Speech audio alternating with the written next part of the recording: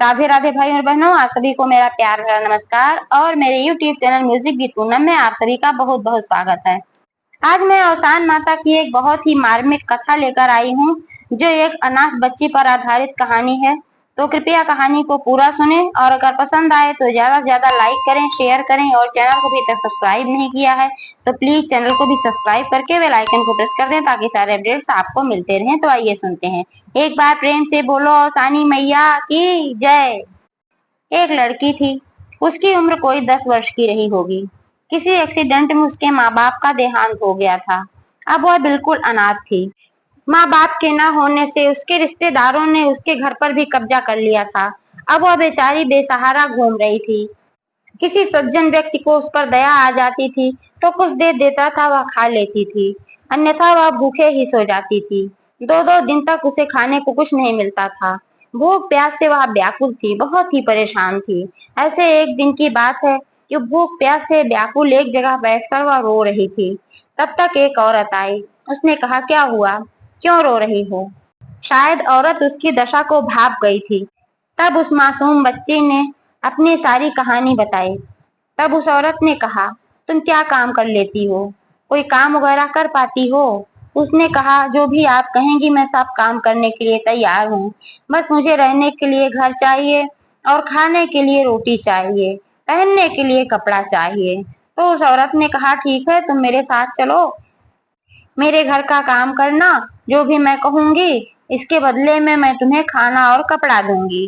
तो उसने कहा, ठीक है चाची, मैं आपके साथ चलती हूँ, और बहुत खुश हो गई। धन्यवाद कहते हुए वह उस औरत के साथ चली गई। और वह औरत जब अपने घर आई तो उसको कामों में लगा दिया। उसकी भी उसी की उम्र की एक बेटी थी, लेकिन भाई वो उसकी अपनी बेटी थी तो उससे कुछ भी काम नहीं करवाती थी कि अभी ये बच्ची है, क्या काम करेगी। उसको स्कूल भेजती थी, पढ़ती थी, लिखती थी, ढंग से रहती थी, बहुत अच्छे तरीके से कपड़े वगैरह पहनती थी। और ये बेचारी अनाथ थी, इसके लिए कौन करता। इससे घर का पूरा काम करवाती, झाड़ू पोछा बर्तन। उसके बाद गैया चराने के लिए भी इसको भेज देती थी। और खाने के नाम पर सिर्फ 2 रोटी देती थी, वो भी सूखी रोटी देती थी। कभी नमक दे देती, कभी अचार दे देती, दाल सब्जी कुछ भी नहीं देती थी। जो बच जाता था वही देती थी। दोपहर का खाना रात को देती थी, रात का खाना सुबह देती थी। ऐसे ही उसको देती थी, जो भी बच गया कि फेंकना है वही खाना उसको देती थी। वो बेचारी वही खाकर अपना रहती थी। कपड़े के नाम पर उसको वही अपनी बेटी का जो कपड़ा होता था फटा पुराना, वही उसको दे देती थी। जो नहीं पहनती थी वही कपड़ा उसको दे देती थी कि लो तुम पहनो। बेचारी वही ले लेती थी और पहनती थी। इसी प्रकार 2-3 साल का समय बीत गया और वह खाना वाना ढंग से पाती नहीं थी। इस वजह से बिल्कुल दुबली हो गई थी। सुंदर तो बहुत थी, लेकिन जब दुबली हो गई थी, खाने पीने नहीं पाती थी, स्वास्थ्य नहीं अच्छा था, तो कम सुंदर दिखती थी। इसकी बेटी ज्यादा सुंदर दिखती थी। घर में तो जो 2 रोटी मिलती थी रूखी सूखी, वह उसे खा भी लेती थी। लेकिन जब वह बाहर गैया चराने के लिए जाती थी, तब भी वह 2 रोटी वही लेकर जाती थी।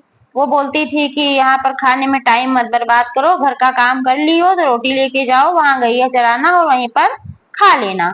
तो उसको वही सूखी रोटी 2 ठो दे देती थी, वही लेकर बेचारी जाती थी। अब वहां जाती तो वहां कौवे होते थे, चिड़िया होती थी, चींटियां होती थी, सबको देखती थी, सोचती थी जैसे मुझे भूख लगती है, मैं परेशान होती हूँ, ऐसे इनको भी भूख लगी होगी। यही सोचकर वह 1 रोटी में से आधी से ज्यादा चिड़िया और कौआ को चुना देती थी, और जो बचता था उसमें से उसका बारीक करके चूर्ण बनाकर चींटियां जहाँ होती थी वहां डाल देती थी।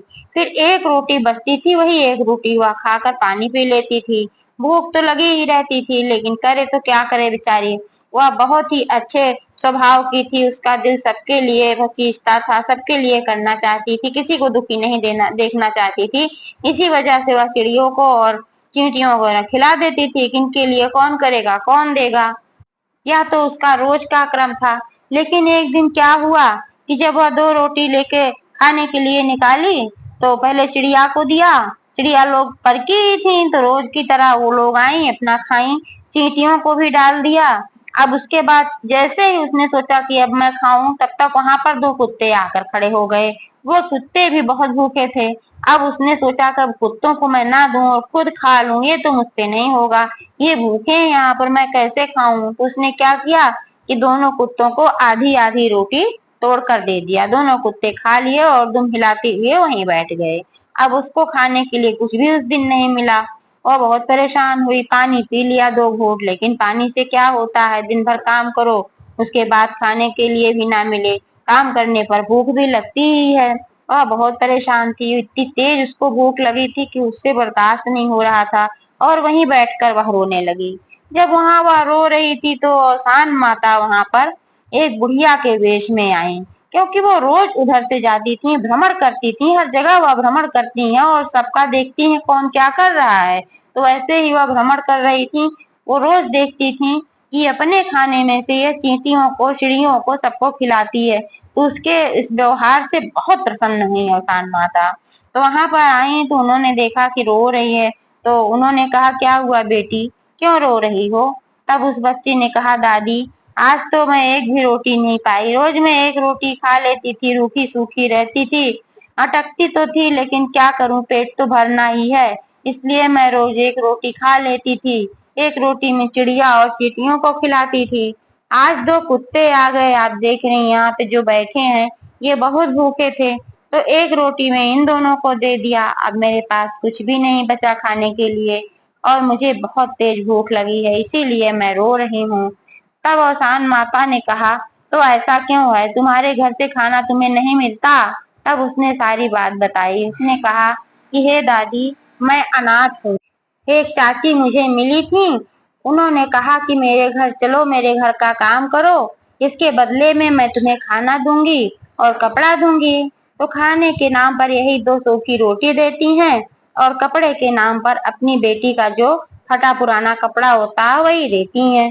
तब माता ने कहा कि कोई बात नहीं बेटी, अब तू परेशान मत हो, आज के बाद से तुझे ये सब नहीं खाना पड़ेगा। मैं अभी जाती हूँ और तुम्हारे लिए खाना लेकर आती हूँ, तुम रुको। तब वह बोली कि ठीक है दादी, और औसान माता एक तरफ गईं, वहां से खूब बढ़िया सजी हुई थाली लेकर आई, उसमें बहुत ही अच्छे अच्छे व्यंजन थे। खाना देखते ही वह बहुत खुश हो गए। उसने कहा, आपका बहुत बहुत धन्यवाद दादी, आपने तो बहुत ही अच्छा खाना दिया। अब उसको खाने लगी जल्दी जल्दी, क्योंकि भूख तो उसको बहुत तेज लगी ही थी, तो उसको पूरा जल्दी जल्दी खाने लगी। यह देखकर औसान माता खुश हो रही थी, मुस्कुरा रही थी। फिर उन्होंने कहा, अब मैं तुम्हें रोज खाना दे दिया करूंगी, तुम्हें परेशान होने की आवश्यकता नहीं है। तब उसने कहा, ठीक है दादी। वह तो बूढ़ी माई के रूप में औसान माता थी, उनको किस चीज की कमी है, वो तो उसको दिखाने के लिए एक तरफ गई, जिससे वह समझ जाए कि हाँ ये दादी ही है, कोई और कहीं से खाना लेकर आई है, वो तो कहीं भी खाना उत्पन्न कर सकती हैं। फिर औसान माता ने उस लड़के के सिर पर प्यार से हाथ फेरा और कहा, तू हमेशा सुखी रहेगी और मैं जाती हूँ, फिर कल आऊंगी तुम्हारे लिए खाना लेकर। ऐसा कहकर वह चली गई। ऐसे ही जब रोज औसान माता उसको अच्छा अच्छा खाना देने लगी तो उसका स्वास्थ्य भी अच्छा होने लगे। जब स्वास्थ्य अच्छा हुआ तो सुंदर भी दिखने लगी। इधर उसकी मालकिन बहुत परेशान हो रही थी कि क्या बात है, इधर ये मोटी भी हो रही है, अच्छी भी हो रही है, क्या बात है, क्या खाने लग गई है, गैया चराने जाती है तो। फिर उसने अपनी बेटी से कहा, ऐसा कर, जब ये गैया चराने जाती है तो इसके पीछे से तू जा, देख के आए क्या खाती है वहां जाके, इतनी मोटी हो रही है, पहले तो नहीं हो रही थी, सूख कर कांटा हो गई थी, अभी तो तुझसे भी अच्छी हो गई है या। तो उसकी बेटी ने कहा, ठीक है माँ, मैं जाती हूँ। तो जब अगले दिन वह गैया लेकर गई तो पीछे से उसकी बेटी भी गई। उसने देखा कि इसने तो जो 2 रोटियां थी वो सब रोटियां चिड़िया, कौवा और कुत्ते वगैरह के चींटियों को खिला दिया, और फिर बूढ़ी दादी एक थाली में खूब बढ़िया खाना सजा कर लेकर आई और इसको दे दिया और खाने लगी। ऐसा खाना देखकर तो उसके भी मुंह में पानी आ गया, लेकिन वो सामने नहीं आई, क्योंकि उसकी माँ ने कहा था कि तू छुप कर देखना। और देखकर घर आई तो उसने कहा, अरे माँ, वो तो इतना अच्छा खाना खाती, एक बूढ़ी दादी लाकर उसको देती हैं कि क्या बताएं, ऐसा खाना तो कभी भी मैंने जिंदगी में नहीं देखा है, तुम भी कभी ऐसा खाना मुझे नहीं खिला पाई। तो उसकी माँ ने कहा, क्या, कौन बूढ़ी दादी आती है देती हैं और रोज रोज खाना देंगी, कौन बूढ़ी है, इधर की कोई गांव की होगी तो पहचानी नहीं? उसने कहा, इधर की कोई नहीं है, मैं उसको पहचानी नहीं कौन बूढ़ी दादी थी, लेकिन खाना बहुत ही अच्छा दिया था भाई, इतना अच्छा खाना था, वही खा खा के ये मोटी हुई है। तब मालकिन ने कहा, ये बात उसे जलन हुई कि तो बुढ़िया मोटी हो जा रही है। उसकी बेटी ने बताया कि तुम्हारी रोटी तो वो चिड़ियों वगैरह को दे देती है। तब उसने कहा चलो आज आने दो उसे, मैं बताती हूँ। फिर जब वह लौट कर आई तो फिर उसने कहा कि अब तुम घर का पूरा काम करोगी। अभी तक खाली झाड़ू पोछा करती थी, बर्तन मांजती थी, अब तुम खाना भी बनाया करोगी और गैया वैया चराना तुम्हारा बंद, अब बाहर नहीं जाना है। तब वो तो बहुत परेशान हुई। उसने सोचा कि गैया चराने में जाती थी तो वहां मुझे दादी खाना देती थी, यहाँ पर तो यही सूखी रोटी मिलेगी खाने के लिए, क्या बताऊं। लेकिन अब कुछ कह नहीं पा रही थी, बेचारी मन मार कर रह गई। घर के अंदर में सारा काम करने लगी। एक दिन की बात है, उनके घर से थोड़ी दूर पर एक बहुत बड़ा मेला लगा हुआ था। तो इसकी मालकिन ने अपनी बेटी से कहा कि चलो हम दोनों मेला घूम कर आते हैं, तब तक ये घर का काम करेगी। और उसने इस लड़की से बोला कि तू पूरा घर का काम करना, झाड़ू पोछा कर लेना, बर्तन धो लेना, उसके बाद खाना वगैरह बना के रखना, हम लोग मेला घूम कर आएंगी तब खाना खाएंगी। तो इस लड़की ने कहा ठीक है, हम करके रखेंगे। जब ये मालकिन इसकी जाने लगी तो घर के बाहर से इसने ताला बंद कर दिया कि कहीं ये निकल के कहीं चली न जाए। इतनी सस्ती नौकरानी फ्री की पाई हूँ, मेरी नौकरानी ही चली जाएगी, इसीलिए उसने घर के बाहर ताला लगा दिया। जब ताला लगाया तो बेचारी बहुत परेशान हुई। इसने सोचा कि मैं घर के अंदर तो काम कर ही रही हूँ, लेकिन ये ताला वाला भी लगा दिए। अब उसका जी घबराने लगा, बहुत परेशान हो रही थी। उसने सोचा अभी तक तो खाना ही नहीं देती थी ढंग से, अब मुझको घर में कैद करके रखती हैं। इससे वो बहुत परेशान हुई और वही बूढ़ी दादी को याद करके घर के अंदर में खूब रो रही थी, खूब रो रही थी। तब तक क्या हुआ, उसान माता तो सब जानती हैं। उसके रोने की आवाज उनके कानों तक गई और वह सीधा आई। जो उनका ताला वाला लगा था, सारा ताला अपने आप खुल गया, यानी कि उसान माता ने ही खोल दिया। ताला खोल दिया, दरवाजा खुल गया, सब कुछ खुल गया। और फिर वह अंदर आई। उन्होंने कहा क्या हुआ बेटी, क्यों रो रही है। तो फिर उसने सारी बात बताई कि ऐसी ऐसी बात है, उनको गाय चराने भी नहीं जाने देती हैं, वहां पर आप मुझे खाना देती थी और यहाँ पर मैं अब घर में रहती हूँ, ये लोग कहीं जाती हैं तो मुझे ताला के अंदर बंद कर देती हैं, मैं कहीं निकल भी नहीं पाती हूँ और यहीं घर के अंदर में मुझसे काम करवाती हैं, इसीलिए मैं बहुत दुखी हूँ। अवसान माता ने कहा तुम्हें दुखी होने की कोई जरूरत नहीं है बेटी, तुम घर से बाहर निकलो, खुशी तुम्हारा इंतजार कर रही है। उसने कहा इसका क्या मतलब दादी। तो फिर अवसान माता ने कहा तुम बाहर निकल कर तो देखो। तो जैसे ही वह बाहर निकली, वहां पर देखा उसने कि घोड़े पर सवार एक राजकुमार खड़ा था। तो राजकुमार ने देखा उसको, उससे कहा कि जब तुम गाय चराने जाती थी तो मैंने तुम्हें देखा था और तुम तो बहुत पसंद आ गई हो, मैं तुमसे शादी करना चाहता हूँ। यह सब अवसान माता की कृपा की वजह से हुआ था, और नहीं तो कौन राजकुमार ऐसे कहेगा। लेकिन माता की कृपा जिस पर हो गई वह तो कुछ भी कर सकता है, कुछ भी हो सकता है। तो फिर अवसान माता की कृपा से उसके मन में ये बात समाई राजकुमार के, और उसने उससे ऐसे कहा कि मैं तुमसे शादी करना चाहता हूँ। तब वह लड़की खुश हो गई। उसने सोचा चलो कितना खराब दशा थी हमारी और ये मुझसे शादी करना चाह रहा है। तो अवसान माता जो दादी के रूप में थी, उन्होंने कहा हाँ बेटी जा, ये बहुत ही अच्छा लड़का है, इससे शादी तू कर ले।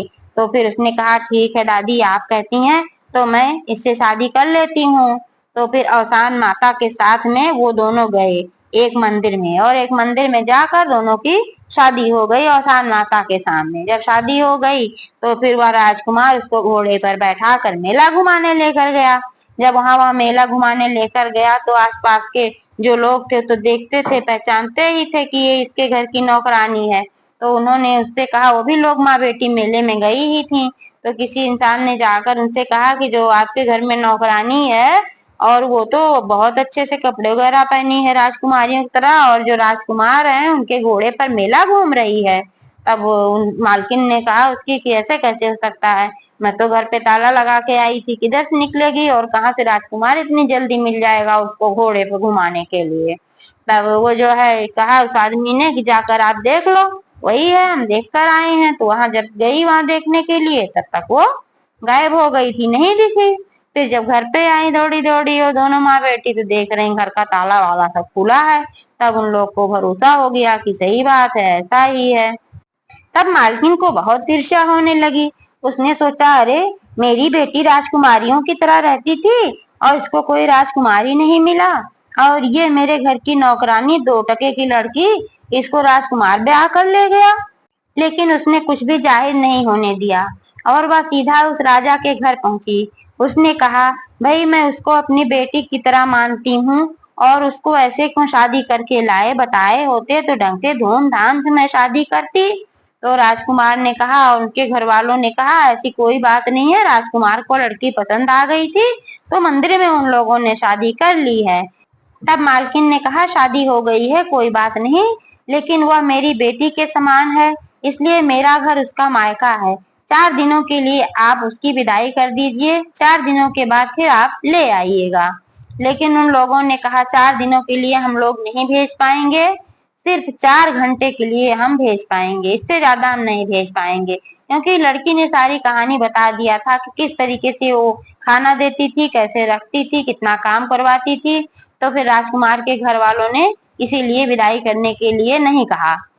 तब मालकिन ने कहा, कोई बात नहीं, आप 4 घंटे के लिए ही विदाई कर दीजिए। तो फिर 4 घंटे के लिए वह उसको अपने घर लेकर आई।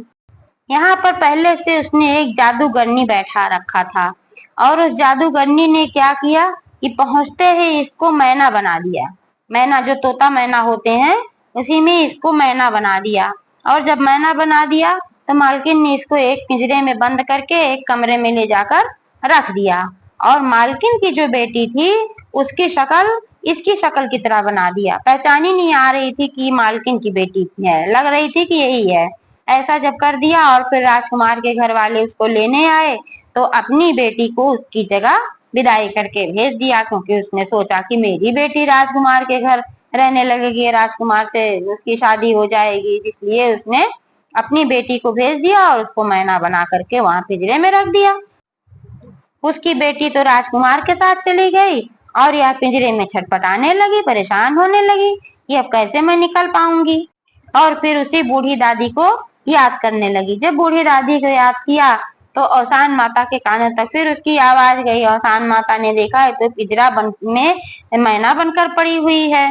तो फिर औसान माता ने फिर उस पर कृपा करी, वहां पर आई, मालकिन सो गई और फिर उसको उन्होंने लड़की बना दिया। जब वो अच्छी लड़की बन गई, जैसे पहले थी वैसे बन गई, पिंजरा विजरा सब खुल गया और घर का दरवाजा भी खुल गया और वह घर से बाहर निकल गई। तो दादी के वेश में ही वो आई, उन्होंने कहा कि देखो मैंने सब खोल ओल दिया है और तुम फिर से लड़की बन गई हो और जाओ अपने घर, राजकुमार के पास तुम्हारी ये मालकिन जो अपनी बेटी भेज दी है।